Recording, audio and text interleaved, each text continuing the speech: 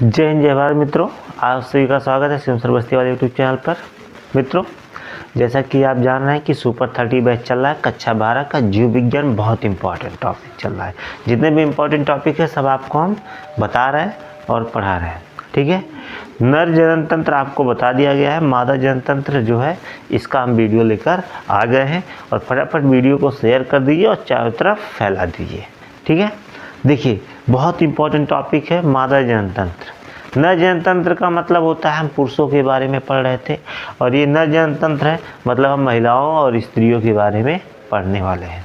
ठीक है, अब देखिए इसके बारे में हम कुछ बेसिक जानकारी आपको देख चुके हैं और वीडियो अपलोड कर चुके हैं। अगर नहीं देखे हैं तो जाकर आप देख लीजिए। ठीक है, चलिए बात करते हैं मादा जनन तंत्र। मादा जनन तंत्र में जो प्रमुख जनन अंग होता है वो होता है भैया, क्या होता है?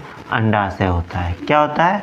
अंडाशय होता है। ठीक है, अंडाशय की संख्या तो होती है कितनी? 2, अर्थात एक जोड़ी अंडाशय पाया जाता है जो प्रमुख जनन अंग होता है और जिसमें किसका निर्माण होता है भाई साहब? अंडाणु का निर्माण होता है और कुछ हार्मोन्स का भी निर्माण होता है। ठीक है, जिस हार्मोन का निर्माण इसमें होता है उसे कहा जाता है क्या? मादा हार्मोन्स कहा जाता है। क्या कहा जाता है भैया? मादा हार्मोन्स कहा जाता है। ठीक है, आपको इतनी बातें समझ में आ रही हैं? कोई दिक्कत? अगर कोई दिक्कत हो तो फटाफट क्या करिए भैया, कमेंट में लिखिए कि जो है हमको समझ में नहीं आ रहा है। अगर समझ में आ रहा है तो आप क्या करिए भैया, फटाफट कमेंट कर दीजिए कि यस सर समझ में आ रहा है। ठीक है, चलिए आगे बढ़ते हैं। तो अंडाशय में अंडाणु का निर्माण होता है और जिस हार्मोन का निर्माण होता है उसे कहा जाता है प्रोजेस्टेरॉन। क्या कहते हैं भैया? कौन सा हार्मोन बनता है अंडाशय में? प्रोजेस्टेरॉन। तो जब भी आपसे कोई जो है क्वेश्चन पूछे कि नर हार्मोन्स जो है कहाँ निर्मित होता है, नर हार्मोन्स, तो आप बताइए, क्या बताएंगे? वृषण में। ठीक है, और अगर मादा हार्मोन्स पूछे कोई कि कहाँ निकलता है, कहाँ स्रावित होता है, तो आप बताइए अंडाशय में। ठीक है, अंडाशय में जिस हार्मोन का स्राव होता है यानी निर्माण होता है वो होता है प्रोजेस्टेरॉन। ठीक है, क्या होता है भैया? प्रोजेस्टेरॉन।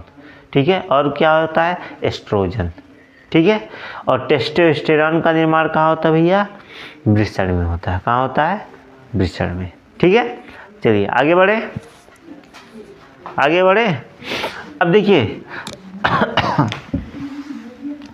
ये जो अंडाशय है, अंडाशय के ऊपर एक कुछ संरचना दिख रही होगी। इस संरचना को बोला जाता है झालरदार कीप। क्या बोला जाता है? झालरदार कीप। और ये पाइप जैसी संरचना है, इसी पाइप जैसी संरचना को बोला जाता है क्या? अंडवाहिनी। अंडवाहिनी को अंग्रेजी में कहते हैं भैया फैलोपियन ट्यूब। क्या कहते हैं? Fallopian tube. ठीक है, जब अंडाशय में अंडाणु परिपक्व हो जाता है। अब एक चीज़ और ध्यान दीजिए, इसमें जो अंडाशय में जो अंडाणु होते हैं वो जन्म के समय ही बन जाते हैं, यानी जब जन्म होता है बच्ची का तभी दोनों अंडाशयों में अपरिपक्व अंडाणु बन के तैयार हो जाते हैं। और जब उम्र कितने साल? 13 साल होता है, यानी 13 वर्ष से अधिक उम्र जब होता है तो एक एक अंडाणु जो है परिपक्व होते हैं। 1 महीने में एक अंडाणु परिपक्व होता है और फैलोपियन नली में पहुंचता है। ठीक है, तो जब अंडाणु जो होता है अंडाशय में परिपक्व होता है और अंडाशय से फैलोपियन नली में जाता है तो जाने की ही प्रक्रिया अंडोत्सर्ग कहलाती है। मतलब समझिए कि अंडाशय से अंडाणु का फैलोपियन नली में पहुंचना अंडोत्सर्ग कहलाता है। क्या कहलाता है भैया? अंडोत्सर्ग। मतलब यहाँ से यहाँ पे जाना क्या कहलाता है? क्या कहलाता है? अंडोत्सर्ग कहलाता है। ठीक है, इतनी बातें आपको समझ में आ गई। अब ध्यान दीजिए, जब अंडाणु, ठीक है, फैलोपियन नली में पहुंच जाता है तो ये क्या करता है? शुक्राणु का इंतजार करता है। क्या करता है? शुक्राणु का इंतजार करता है। और अगर शुक्राणु नहीं आया तो ये अंडाणु क्या हो जाते हैं? नष्ट हो जाते हैं, यानी खराब हो जाते हैं। ठीक है, समझ में आया ना? यही अंडाणु जो होता है जो खराब हो जाता है, जो निषेचित नहीं है, अनिषेचित है, ठीक है, वो जो है शरीर से बाहर निकलता है रुधिर के साथ, रक्त के साथ। ठीक है, और जिसे कहा जाता है मासिक धर्म, रजोधर्म, या आम भाषा में उसको क्या बोलते हैं भाई, पीरियड बोलते हैं। ठीक है, चलिए आगे बढ़ते हैं। ये अंडवाहिनी हो गया। ठीक है, अंडवाहिनी क्या होता है, एक ट्यूब होती है, एक नली होती है।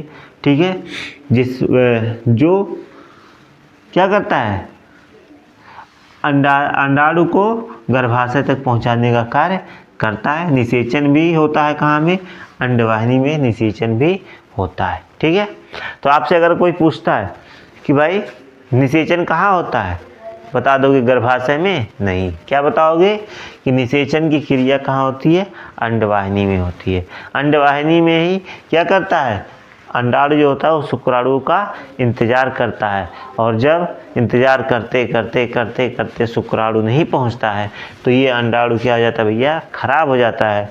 और कुछ रुधिर के साथ ये अंडाणु जो होता है, जैसे 28 दिन का चक्र पूरा होता है, यानी 28 दिन 1 महीना पूरा होता है, तो रुधिर के साथ शरीर से बाहर निकल जाता है।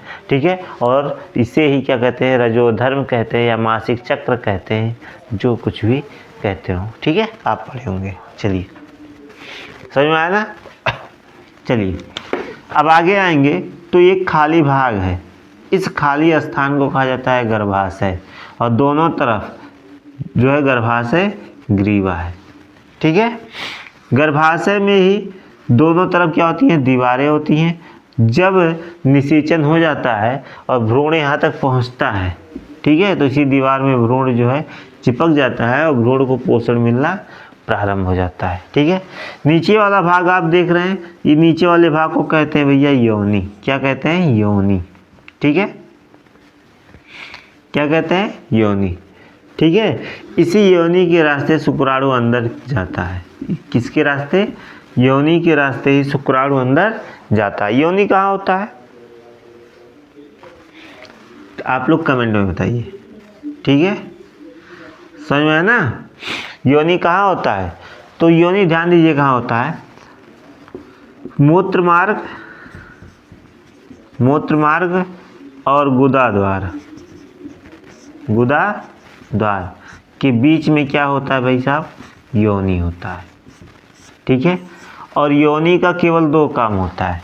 ठीक है, कौन कौन सा काम, पहला होता है क्या, मासिक धर्म या रजोधर्म, ठीक है, को स्राव करना, और दूसरा क्या होता है भैया, प्रसव का कार्य। ठीक है, यानी प्रसव और रजोधर्म ये 2 काम किसका होता है, योनि का होता है। ठीक है, और पाया कहाँ जाता है, मूत्र मार्ग और गुदा द्वार के बीच में पाया जाता है। ठीक है, इतनी बातें आपको समझ में आ गई, कोई दिक्कत नहीं है। चलिए एक बार बहुत तेज़ी से समझ लेते हैं। ठीक है, ये मादा जनन तंत्र है। क्या है, मादा जनन तंत्र है। मादा जनन तंत्र में 2 अंडाशय पाए जाते हैं। कितने अंडाशय पाए जाते हैं भाई साहब, 2 अंडाशय पाए जाते हैं, जिसमें अंडाणुओं का निर्माण होता है, और अंडाणुओं के निर्माण के साथ साथ इसमें कुछ मादा हार्मोन्स का भी निर्माण होता है, जैसे क्या, टेस्टोस्टेरॉन, ठीक है, और एस्ट्रोजन। ठीक है, इनका निर्माण होता है। ठीक है, अब देखिए जब उम्र जो है 13 साल से अधिक हो जाता है तो एक अंडाणु जो है 1 महीने में परिपक्व होते हैं, और परिपक्व होकर अंडवाहिनी में यानी फिलोपियन नली में पहुंचना शुरू हो जाते हैं। ठीक है, जब इससे यानी अंडाशय से अंडाणु फिलोपियन नली में पहुंचता है तो उसे क्या कहते हैं, अंडोत्सर्ग कहते हैं। क्या कहते हैं, अंडोत्सर्ग कहते हैं। जब अंडाणु जो है फिलोपियन नली में पहुंच जाता है तो वहाँ शुक्राणु का क्या करता है भैया, बेसब्री से इंतजार करता है कि आओ शुक्राणु आओ, और जैसे आता है तो गले मिला लेता है, मतलब निषेचन हो जाता है। ठीक है, और निषेचन होने के बाद की जो प्रक्रिया हम जो है एक अलग वीडियो में समझाएंगे। ठीक है, आगे देखते हैं।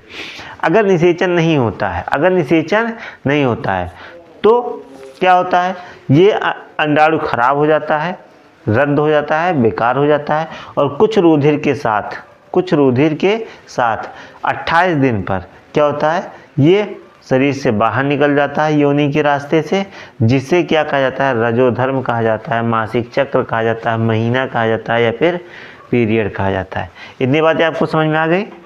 ठीक है, अब देखिए जो बाहर होता है आगे, ठीक है, उसको योनि बोलते हैं।